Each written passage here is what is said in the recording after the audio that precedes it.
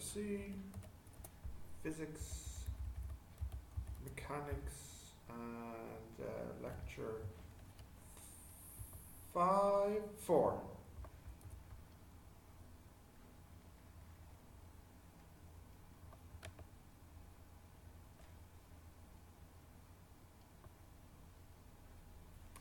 So you can kind of see the name there, resolving. Do you know this word, resolving? Resolving vectors? Good guess. It doesn't actually have to do with solving, believe it or not.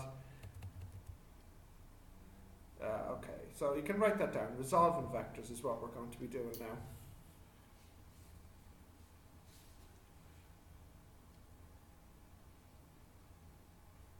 So I need to fix the date.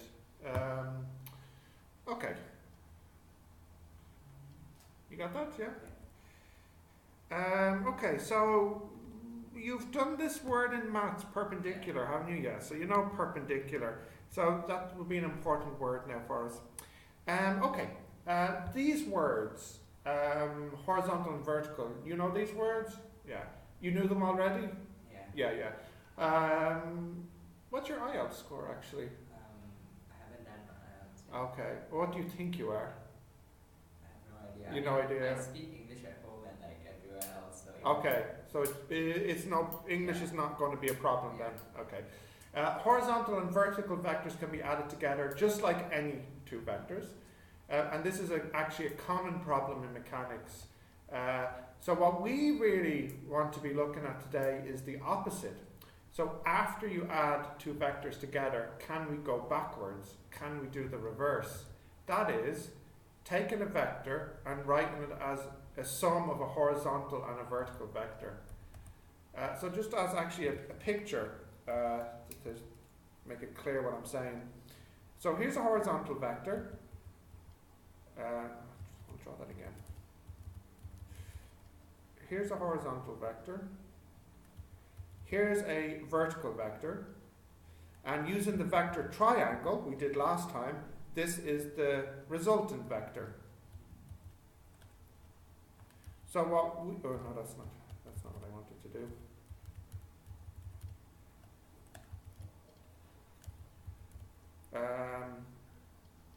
So what we want to do today is, if I give you the resultant vector, can we go backwards? Can we find what this vector is? And can we find what this vector is? Okay, so to help us do that, we need to use our friend Pythagoras. So you all, well, I think everybody knows this from middle school, but in case you didn't know the name of it, it's Pythagoras. So whenever I say we use Pythagoras, it means using this rule. But everybody knows this rule. Everybody knows this rule. Okay. So what's useful with Pythagoras is Pythagoras can help you to calculate the magnitude or the length of the resultant vector if you know the magnitude of the other vectors. So this is why Pythagoras is useful. So for example, what is the magnitude of the resultant of 3 meters east and 4 meters north? 5 meters northeast. Yeah, now it wouldn't quite be exactly northeast though, but it'd be northeasterly. Yeah. So what did I say? 3 meters to the east, was it? 4 meters to the north. So the resultant is here, and we'll say that's x meters. And you know x squared equals 3 squared plus 4 squared. So x squared equals 25. So x equals 5 meters. And it's not quite northeasterly because it's not quite 45. But you're right, it's roughly northeasterly. So that's nothing major. But a little bit of vocabulary now. You've seen these words before in high school? Yeah. So opposite is the side which is opposite the angle, of course. Adjacent is the side which is touching the angle. And hypotenuse is the side which is longest. Or, as some people say, the side which is opposite the 90 is the hypotenuse. Do you need to write these down, or no? They're okay. You know this all right. So the reason I'm talking about this is because we can use a function on our calculator to calculate the angle. Now we haven't done this in maths class, but we will do it in maths class later this semester. But for physics and for now, we can just say we can do it on our calculator. So if we tell our calculator the opposite and if we tell our calculator the adjacent, it can tell us the angle by using this function on the calculator, tan inverse the opposite divided by the adjacent. And you probably have seen this before, but we'll do it in maths class. So that is the theta. So we go back to the example I was doing. Do you have your calculator with you? Yeah. Let's calculate the direction. Let's calculate the angle.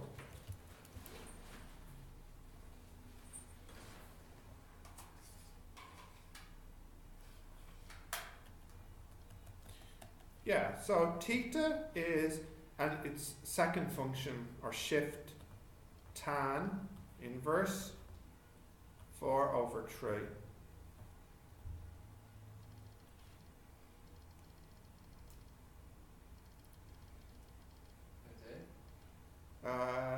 Just like the close bracket. If you just press delete. Okay. Alright. Yeah, that's it. So what did you get? Press equals then. 53.13. Okay, so 53.1 degrees. Yeah. So that's the direction. Yeah, that's okay? Yeah. Yep, alright. So let's go back here. Do you need to write it down, or maybe do you want to write this one down? So Yeah. I just like look at it first.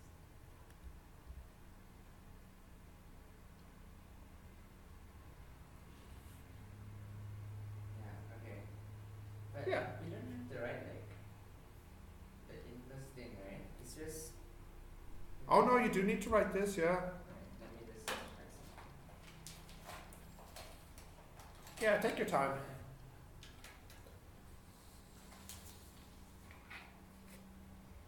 So you want to find the angle, right? The red one? Yeah.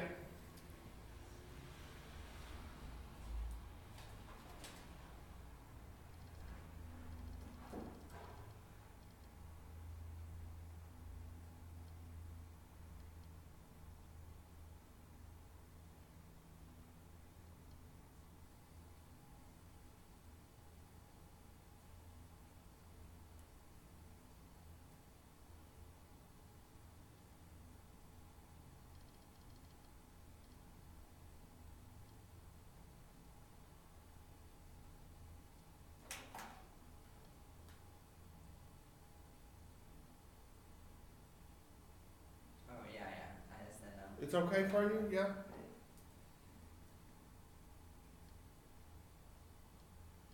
Okay. Yeah, we'll continue? Yeah. Yeah? Okay. Right, so I don't know, different countries are going to have different ways to remember these rules. Again, we're talking about this in maths, but we have these relationships between the sides and these functions on our Yes, calculator. yeah, I remember it as well. Sokotoa, yeah. So, for example, if this was, I don't know, like if this was 3 and this was 4, then we can say that the sine of theta would be, let's see, 4 over 5. And the cos of theta would be 3 over 5. And the tan of theta would be 4 over 3. But anyways, the reason I'm showing you these rules, which you said you've seen already, is that these can be useful to find the opposite and the adjacent, the horizontal and the vertical. So if we know the magnitude and if we know the angle, then we can find the opposite and the adjacent. So basically we want to know the magnitude of the opposite and the adjacent. So how can we do that using these rules? Well, by using sine, cosine and tangent. So let's see how. Okay, so we have our vector and we only know 2 things about the vector. We know its magnitude, which I'll call or. Now, it's kind of hard for me to draw this, but actually I should have made this clearer last time. If I write or in bold, that's a vector. And then if I write or like this, that's the scalar for the vector. So like for example, this is vector x. But if vector x is 2 meters long, then the scalar x equals 2. Now that's not clear. I don't want to give you too much. But what's the difference in what is the difference between the scalar and vector again? The one vector is the one with the direction. Okay. So like for example here, this is vector x, Okay, which so is 2 meters northeast, and then scalar x would just be 2. meters. It's Yeah. not meter? Yeah, 2 meters, yeah. Now that's not great. But it's okay, I understand. Yeah, now we see, I don't want to give you too many symbols, but some people, to make it clearer, they put an arrow for vector and then no arrow for scalar. That's what we do as well. Yeah, and some people, to make it clear, put this to mean magnitude. Oh, I don't do that. Yeah, so anyways, where was I? Back here. So this is vector or, and its magnitude is or, and its angle is theta. So what I'll do is I'll draw in the triangle, and this side is the opposite and this side is the adjacent. And you know that sine theta equals the opposite over the hypotenuse. Yes. Therefore, the opposite is equal to or multiply sine theta.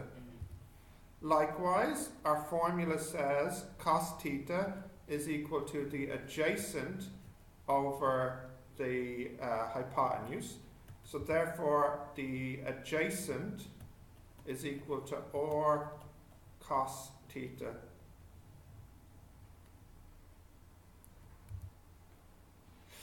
So that basically gives us our result, that if you have a vector and its magnitude is or and its angle is theta, this side here will be equal to or multiply cos theta, and this side here, the vertical, will be magnitude will be or sine theta.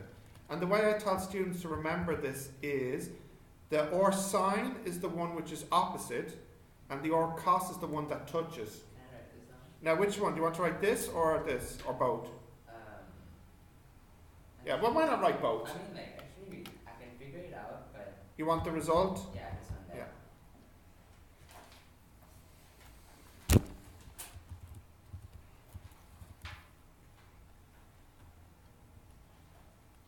So remember, the sine side is opposite the theta.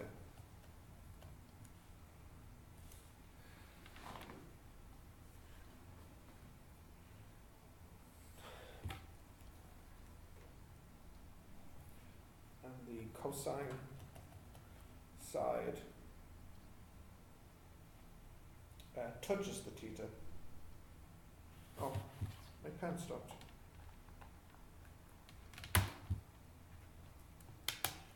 Why did it stop working now? The heck?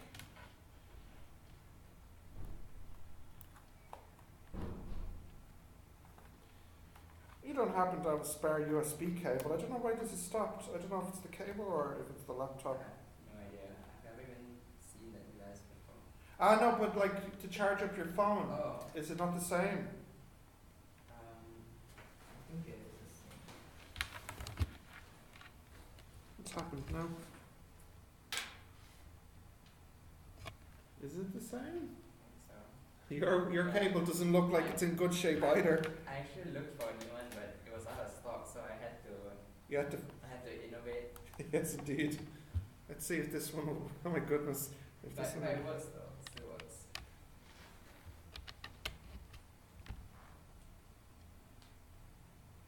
No. I don't know. Maybe, okay, I'll try and fix it in a moment. But anyways, you're writing this down.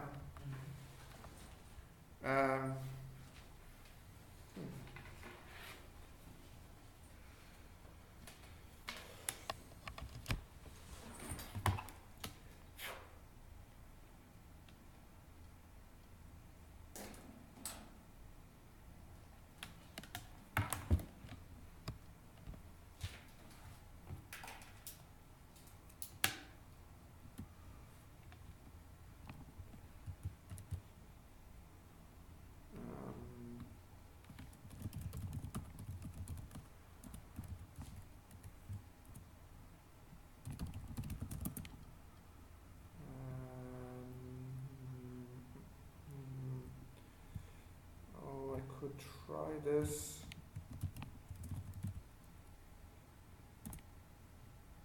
I got it back.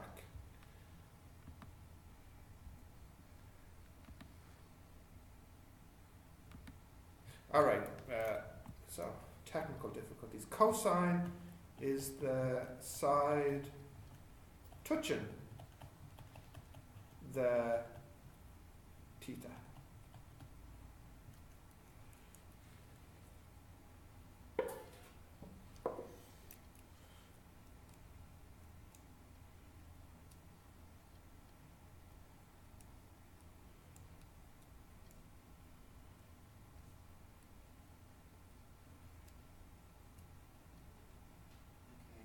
Yeah? Okay. Right, so,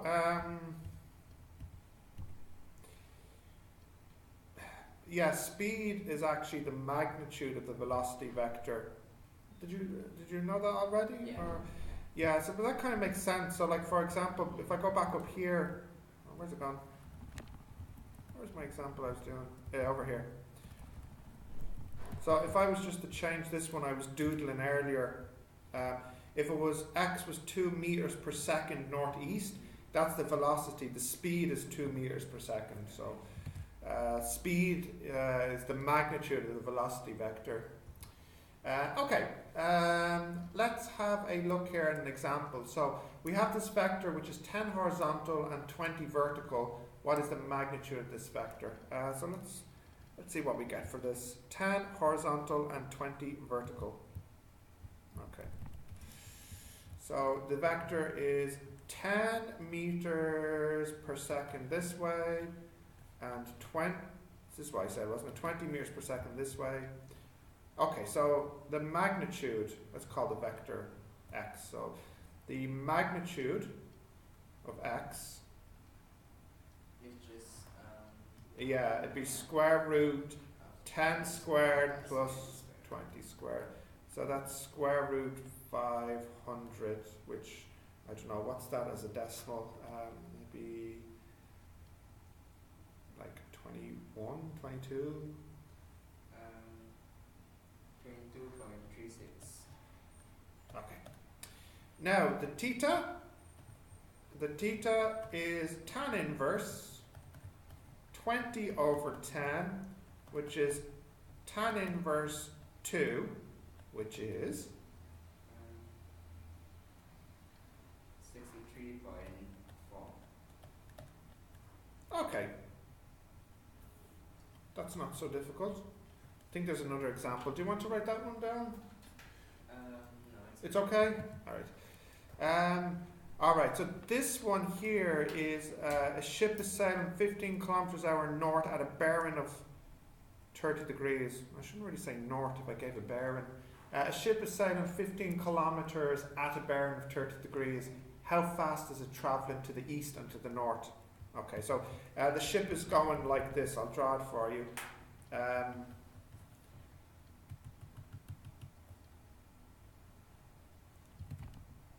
Yeah, so here is 30 degrees and here is, the magnitude is 15 kilometers per hour. And we would like, we would like the horizontal, the easterly, and the northerly. Or if you want, you can draw your vectors. Both are the same. You can draw it this way if you like, northerly and easterly. Okay, so we have to use our other formula. We know that this is 15, which is great. So one of these will be 15 cos 30 and one of them will be 15 sin 30. Which one do you think this will be? The sine would be that one.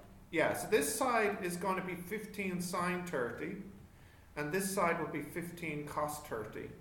So if you can hit in on your calculator 15 sin 30, let's see what we get.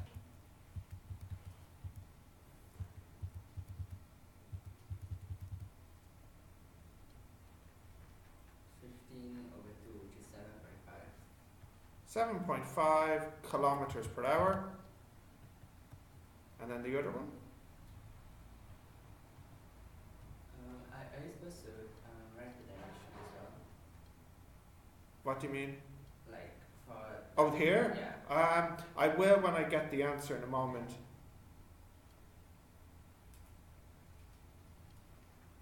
It is 12.99, which is 13. 13 kilometers per hour. Yeah? Mm-hmm. So the answer is, the vector is 7.5 kilometers per hour to the east and 13 kilometers per hour to the north. Okay.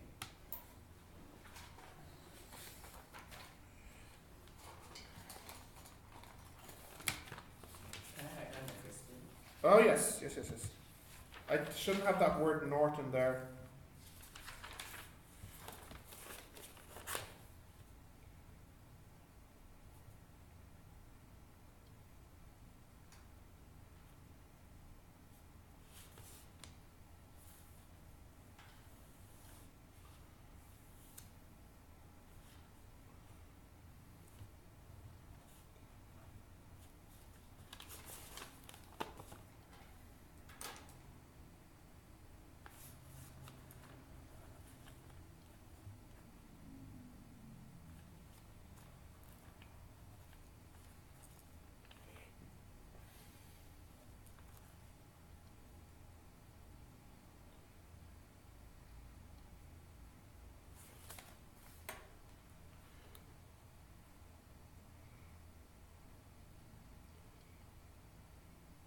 Okay. Yeah. You got it? Yeah. All right. And you want the answer as well? Yeah.